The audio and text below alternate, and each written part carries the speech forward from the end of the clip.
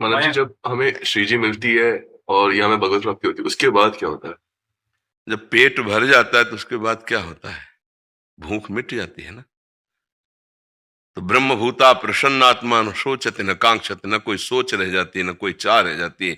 एक अद्भुत आनंद जिसकी तुम कल्पना भी नहीं कर सकते हो। अब वो स्थिति प्राप्त होने पर अनुभव होता है। वाणी तो केवल संकेत कर दे कि बोले चंद्रमा यहां से कितनी दूर है, बोले देखो वो पेड़ की डाल के एक हाथ ऊपर चंद्रमा दिखाई दे रहा, तो क्या एक हाथ ऊपर है पर दिखाई देने लगेगा? ऐसे इतना तुम केवल समझ लो कि वो अनिर्वचनीय आनंद है, वाणी की सामर्थ्य नहीं कि उस आनंद का वर्णन कर सके।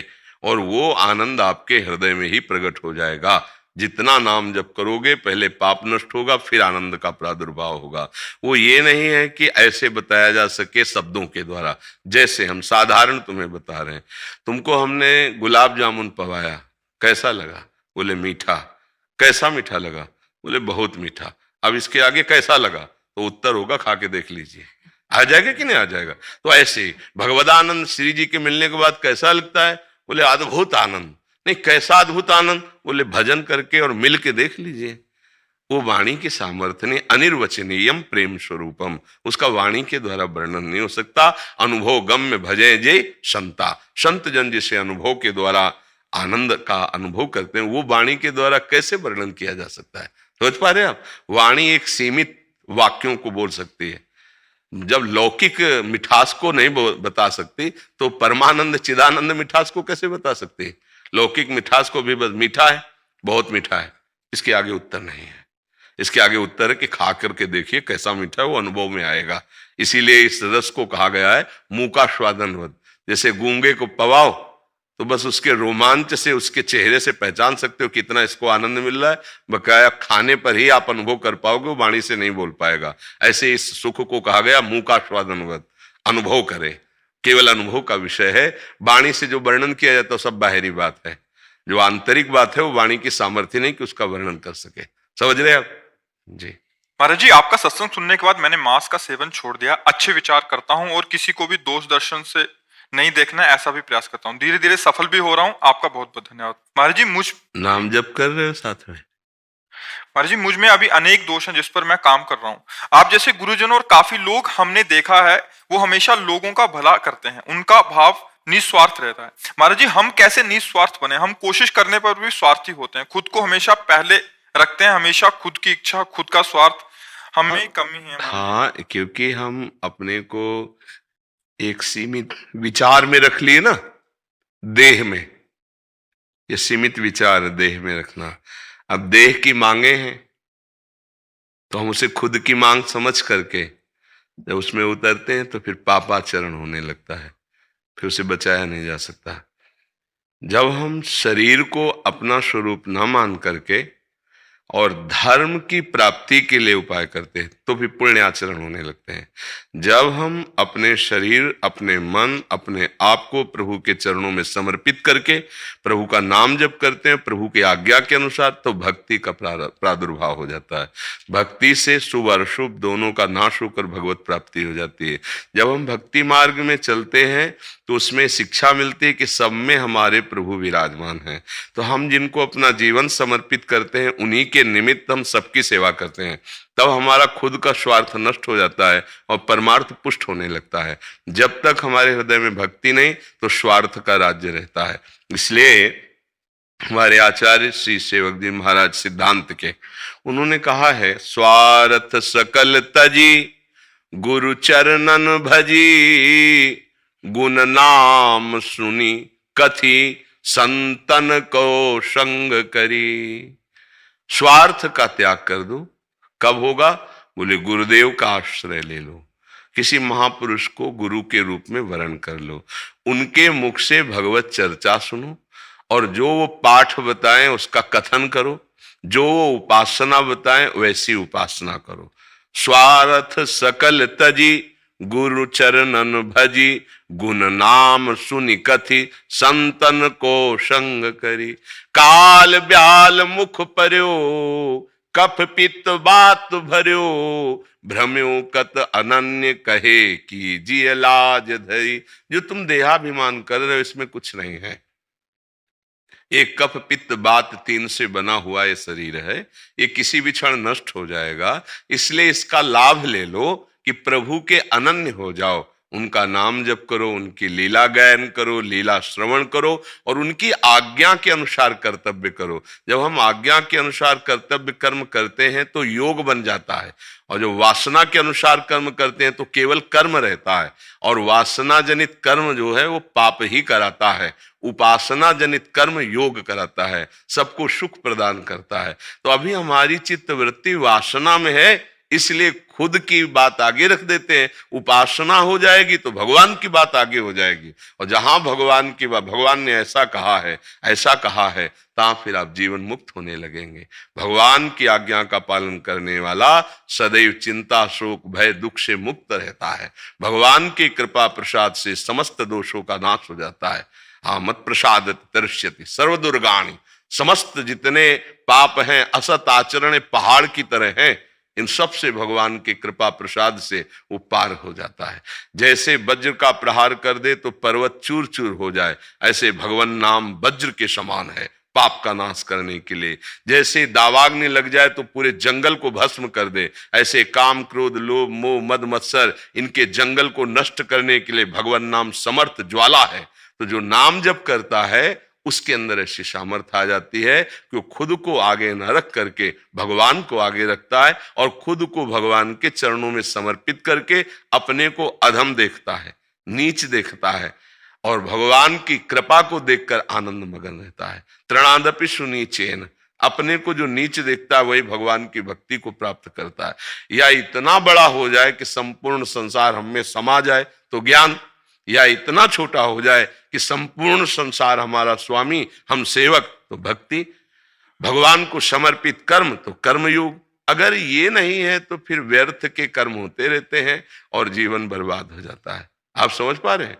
तो खुद को तब तक आगे आप रखोगे जब तक वासना है, और जहां उपासना हुई तो भगवान आगे हो जाएंगे। उनकी आज्ञा के अनुसार कार्य होगा तो हमारा जीवन दैवी शक्ति से दैवी संपदा से युक्त हो जाएगा, हमारा मंगल हो जाएगा। मयंक त्रिपाठी जी कानपुर से। श्री राधा हरवंश। राधे राधे महाराज जी, आपके चरणों में कोटि कोटि प्रणाम। गुरुदेव, जीवन में सफलता का क्या मतलब है? क्योंकि व्यक्ति को बचपन से ही एक के बाद दूसरा लक्ष्य समाज और परिवार देता रहता है, तथा उन लक्ष्यों को प्राप्त करने के बाद हमारे शास्त्रों में 4 बातें वर्णन की गई हैं पुरुषार्थ रूप में। धर्म अर्थ काम मोक्ष, 4 बातें रखें। पहला क्या है? धर्म। व्यक्ति का कर्तव्य है धर्म के द्वारा जो प्रगट कामनाएं हैं उनकी पूर्ति करे। धर्म जब हमारे हृदय में आ जाता है तो कामनाएं पाप वाली नहीं होती हैं, या कभी पाप वासना स्फुरित होती है तो धर्म को सामने रखने के कारण हम उन कामनाओं में फंसते नहीं हैं। धर्म के द्वारा जब कामनाओं की पूर्ति की इच्छा होगी तो अर्थ धर्म पूर्वक आप कमाएंगे।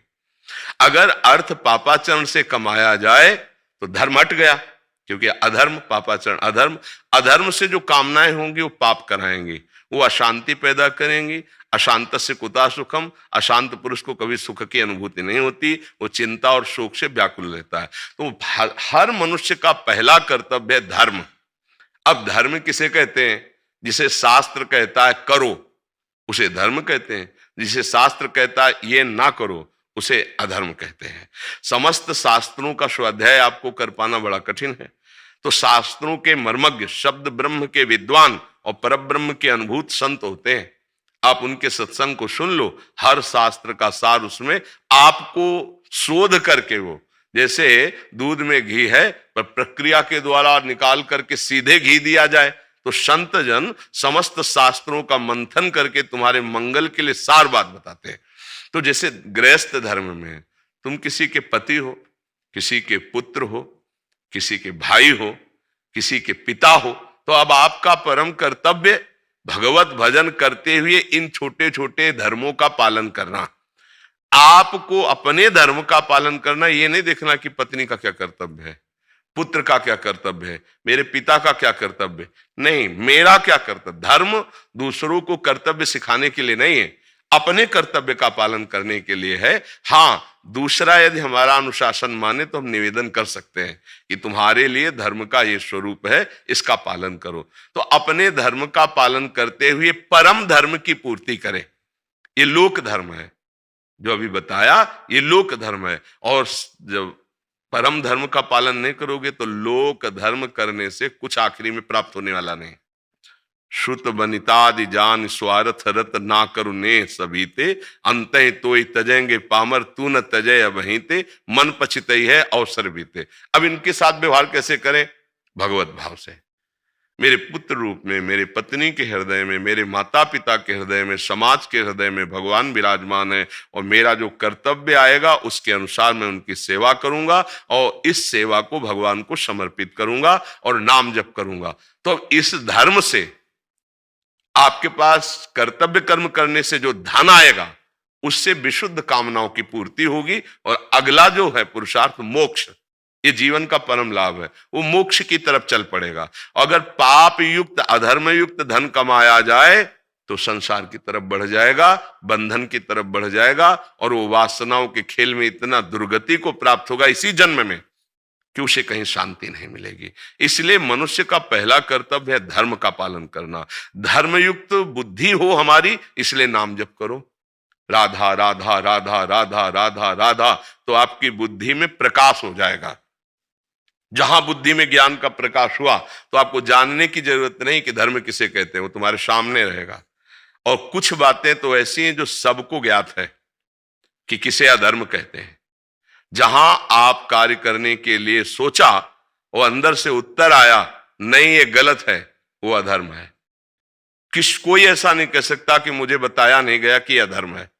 आप अंदर से हृदय से देखो, आप जब गलत कार्य करने चलोगे तो भगवान जो सबके हृदय में बैठे वो प्रेरणा कर, ये पाप है, ये गलत है। मन कहता है नहीं कोई गलत नहीं, सब चलता है, बस वो आगे बढ़ता चला जाता है, और फिर मलिन इतना हो जाता है कि अंदर से आवाज आना बंद हो जाती है, और वो उत्साहित होकर हर्षित होकर पापाचरण में लग जाता है। तो सामने धर्म को रखो, धर्म से कर्तव्य कर्म का पालन करने के लिए नाम जप अत्यंत आवश्यक है, धर्म की जानकारी के लिए साधु संग अत्यंत आवश्यक है, अध्यात्म चर्चा अत्यंत आवश्यक है। अगर इसको स्वीकार कर लिया तो सब पूर्ति हो जाएगी। धर्म अर्थ काम मोक्ष। आगे चल करके जो महाभागवत बन जाते हैं वो इनकी भी परवाह नहीं करते, वो भगवान से प्रेम कि हे प्रभु अनपायनी भक्ति, प्रेम लक्षणा भक्ति आपके चरणों में हो जाए। पर पहले शुरुआत तो करे धर्म से। आज धर्म ही नष्ट होता चला जा रहा है। देखो पुत्र का क्या कर्तव्य है, पुत्री का क्या कर्तव्य है, पत्नी का क्या कर्तव्य है, पति का क्या कर्तव्य, अपने अपने कर्तव्यों से च्युत होते जा रहे हैं, भ्रष्ट होते जा रहे हैं। देख लो शरीर अपवित्र होते जा रहे हैं, चरित्र दूषित होते जा रहे हैं, बुद्धि भ्रष्ट होती जा रही है, क्योंकि मांस खाना, मदिरा पीना, बेविचार करना, नशा करना एक शौक में आ गया, मनोरंजन में, तो बुद्धि भ्रष्ट होती चली जा रही ना। धर्म का पालन करने की क्षमता ही नहीं रह गई है, और वो जानते ही नहीं धर्म किसे। अगर धर्म की बात कहो तो वो शास्त्र और संत दोनों को झूठा कर देंगे। आज की जो नई पीढ़ी है उसको ऐसे टेलीविजन में देखने को दृश्य मिलते हैं, उसको ऐसे सीरियल मिलते हैं कि न शास्त्र पे विश्वास है, न संतों पे विश्वास है, न धर्म पे और न भगवान पे। तो देखो भ्रष्ट होते चले जा रहे हैं। अगर गुरु का, शास्त्र का, भगवान का शासन स्वीकार किया जाए तो धर्म में जीवन होता है, और धर्म में जीवन वाला ही अर्थ और कामना की पूर्ति करते हुए वो भगवान को प्राप्त होता है, मोक्ष। ये चार पुरुषार्थ है, पर पहला है धर्म, आज पहला है अर्थ। विचार करके देख लेना, आज दो पर ही दृष्टि रह गई, धन और कामना की पूर्ति। इसीलिए न धर्म है और न मोक्ष प्राप्ति की चाह है। तो जब मोक्ष प्राप्ति की चाह ही नहीं, धर्म ही नहीं, तो शांति कहां होगी? अशांत है जीव। किसी को भी आप देख लो, चित्त वृत्ति एक अशांत है, एक अभाव खटक रहा है। आप सब अपने देखो हृदय में एक अभाव है, एक कमी है। चाहे सब कुछ आप एकत्रित कर लो, लेकिन उस अभाव की पूर्ति केवल श्री भगवान से होगी, धर्म से होगी। अगर ये जीवन में नहीं है तो अशांत है, कोई भी हो, कहीं भी हो, किसी पदवी पे हो, कहीं भी हो, वो चित्त को आह्लाद नहीं मिलेगा। वो आह्लाद भगवान से प्राप्त होता है। जो भगवान के आश्रित हैं, नाम जप करते हैं, धर्म से चलते हैं, उनको परमात्मानंद प्राप्त होता है। हम भगवान के अंश हैं, हमें विषयानंद तृप्त नहीं कर सकता। जब तक भगवदानंद नहीं मिलेगा तब तक हमारा विश्राम स्थल नहीं है। देख लो आप, तो मान लो इस अवस्था में तो सारे भोग भोगे, कौन सा विश्राम स्थल आपका हुआ? अब भी वही अभाव, अब भी वही तृष्णा, अब भी वही भोगने की चाह। तो ये विश्राम स्थल भगवान के चरणारविंद है। जब तक वो नहीं जागृत होंगे तब तक विश्राम। गोस्वामी तुलसीदास जी कह रहे हैं, तब लगी कुशल न जीव कहूं, सपने हूं मन विश्राम, जब लगी भजत न राम कहूं, शोक धाम तजि काम। विश्राम नहीं मिल सकता मन को, ये बड़े बड़े महापुरुषों का अनुभव है। इसलिए नाम जप करे, सत्संग सुने और अपने धर्म को समझकर अपने कर्तव्य का पालन करे तो इस भव समुद्र से मुक्त हो जाएगा वो। मनोज अग्रवाल जी, जय जय श्री वृंदावन धाम से।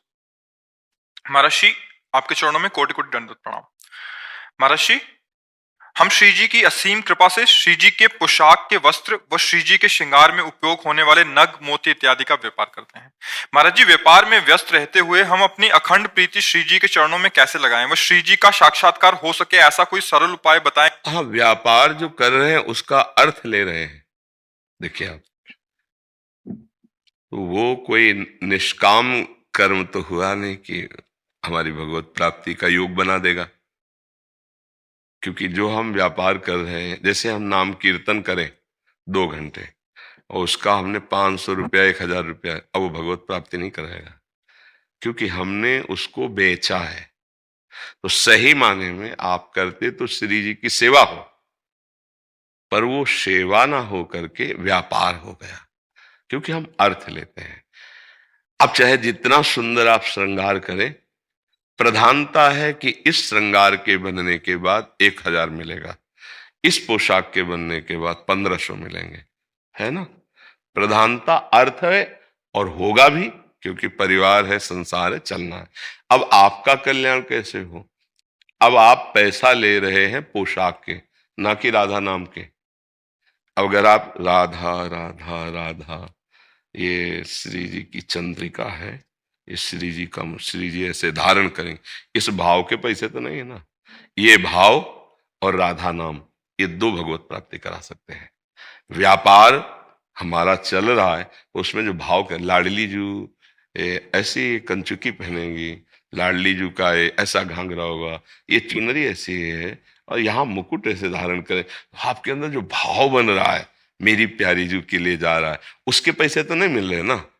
पैसा तो सामने वाली वस्तु के मिल रहे हैं। तो आपका ये भाव और राधा राधा राधा राधा राधा, इसके पैसे नहीं है। ये और भाव 2 आपको भगवत प्राप्ति करा देंगे। और आप धामवासी हैं, वृंदावन धामवासी हैं, तो यहाँ तो वास करना अपने आप में एक भजन है। वृंदावन में जो कबहू कछुक भजन नहीं होए, रज तोड़ी लागे तने पीवे यमुना तोय। अगर यहाँ पड़ा ही रहे और देश के बसत ही अधिक भजन जो होए, ये सम तो पूजत नहीं वृंदावन रहे सोए। अगर वो पड़ा है वृंदावन में, तो जैसे नाम रूप लीला वैसे ही धाम। नाम में हो तो भजन हो रहा है, रूप चिंतन में तो भजन हो रहा है, लीला गायन श्रवण तो भजन हो रहा है, और धाम में हो तो भजन हो रहा है। पर तन तो धाम में हो, मन विषयों में है।